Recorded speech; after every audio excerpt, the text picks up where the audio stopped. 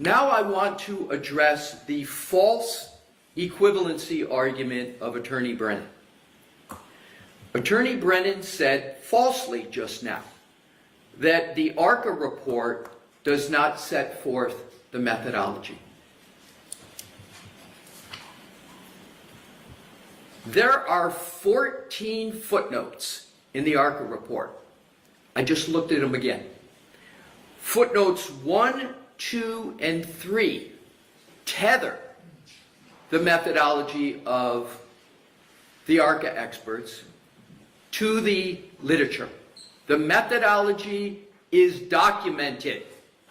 I do not understand how an attorney can get up and say a report doesn't have something without having a basis for saying it on a key issue that is disputed. Attorney Brennan also falsely stated that ARCA did exactly what Dr. Welchire did with regard to medicine and medical issues. That is completely false. ARCA, as is clear as day from the report, and I'll repeat it, did a force net equals mass time acceleration calculation and said the forces that come from 15 miles an hour, 24 miles an hour, and then, so the unknown is the force, the F in the calculation. What is known is the M and the A. The M is the mass of the head and the mass of the arm. The mass of the head is 11 pounds. The mass of the arm is 11 pounds. You then take the acceleration theory, even assuming the theory of the Commonwealth, which we can test, which is it's 15 miles per hour or 24 miles per hour.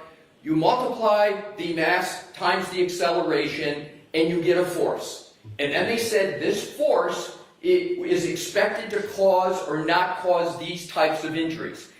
That is a proper biomechanical engineering analysis. The ARCA experts didn't get into pattern recognition with regard to the wounds, the orientation, etc. But most importantly, there is no equivalency between what ARCA did and what Dr. Welchire did. With regard to Mr. Brennan stating, quote, this is what he does, referring to Dr. Welchire. The question is not, is this what he does? The question is what he does rooted in science. And what it means is not just any science, it has to be a commonly accepted, his methodology commonly accepted or satisfying the Dalbert factors. And Mr. Brennan did not contest one aspect. He didn't say, Your Honor, here is where what Dr. Welchire did can be found, it's commonly accepted, either in court opinions, which the court could take judicial notice of, or in peer-reviewed literature, because it's not there. And with regard to the 5 non-exclusive Dalbert factors, I covered that in my presentation in the beginning. I'm not going to repeat it, only to say that Mr. Brennan didn't address any of those 5 factors to show a proper foundation for that. With regard to what Mr. Brennan called arm experiment, relating to a bent arm, relating to injuries, I understand what Dr. Welchire did. The question is not what did he do, but is it accepted in the medical literature? So with regard to the arm experiment that Mr. Brennan just went through, he talked about it, but he didn't mention once where that's rooted in the literature.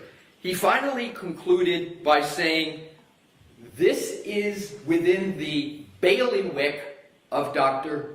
Welchire. I don't know what this is, but bailiwick is a tautology. It doesn't say anything about whether what he did is rooted in the literature or that it satisfies the Dalbert factors. So, in conclusion, Your Honor, I go back to Rintala, I go back to Meeks, I go back to Case of Caravan. The Commonwealth has not today, not before, this is their 4th time, has not satisfied what the Supreme Judicial Court requires in these instances.